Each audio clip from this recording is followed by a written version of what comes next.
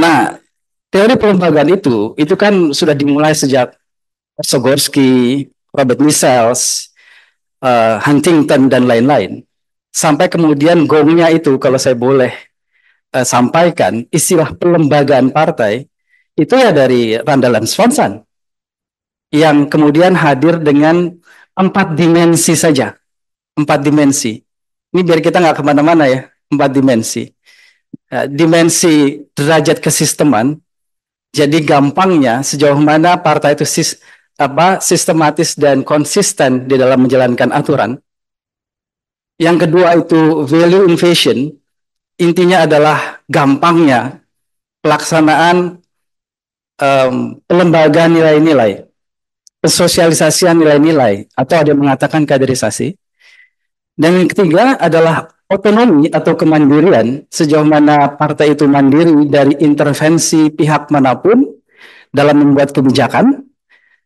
Dan yang keempat, ini yang tidak ada, adalah reifikasi, karena susah mencari datanya. Jadi, mengapa 4 tahun? Karena kami berkutat dengan konsep-konsep kelembagaan sejak awal abad ke-20 sampai sekarang. Sehingga kami akhirnya sampai pada 3 dimensi itu. Nah, 3 dimensi inilah yang kemudian kami breakdown menjadi beberapa variabel dan indikator. Mohon maaf ini jadi seperti apologetik sedikit ya. Sehingga kemudian memang pelembagaan itu tidak ditujukan untuk menjawab semua persoalan. Tapi bisa jadi kalau pelembagaan ini benar, bisa jadi ini akan membuat partainya itu sedikit naik kelas. Yang kemudian nanti dia bisa menopang demokrasi atau tidak, kualitas demokrasi sebuah negara atau tidak, Prof. Haris bilang belum tentu atau bahkan tidak.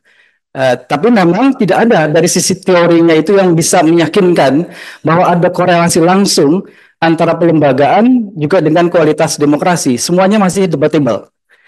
Nah, jadi yang pertama yang harus diingat, kita harus strict terhadap makna pelembagaan itu. Kita nggak boleh kemana-mana.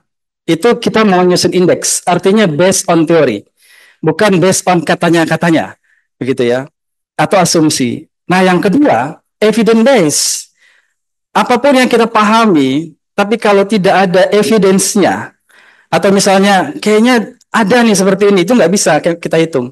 Kita harus berdasarkan data, dokumen, fakta yang memang kita terima.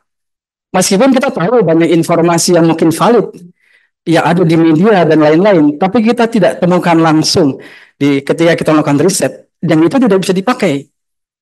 Nah, di sisi lain memang ada kesulitan-kesulitan yang memang kita tidak bisa lakukan. Misalnya yang dikatakan Prof. Haris sendiri, bahwa dia harus ada uji publik ADART. Kalau kita menunggu uji publik, nggak akan pernah ada indeks, karena partai nggak mau juga diuji publik. Begitu. Karena ini satu tahapan yang panjang.